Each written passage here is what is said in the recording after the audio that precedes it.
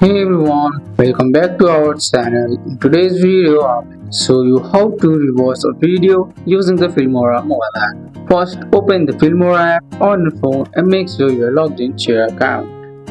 Once you are on your home screen, tap on New Project. Now select the video you want to reverse from your gallery. Tap on that clip, tap on Import at the bottom to load it into your timeline. Once in your editing screen, tap on the video clip in the timeline to select it. You will see a menu of editing tools appear at the bottom of the screen. Swipe through the bottom toolbar until you see the reverse button. Here you can see a reverse, tap on it.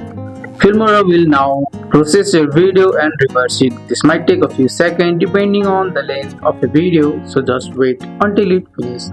Once it's done, play the video, make sure it looks the way you want. It should now be played backward. If you are happy with it, tap the export icon in the top right corner, choose your export setting and save into your phone. And that's it. You have just reversed your video in Filmora mobile app.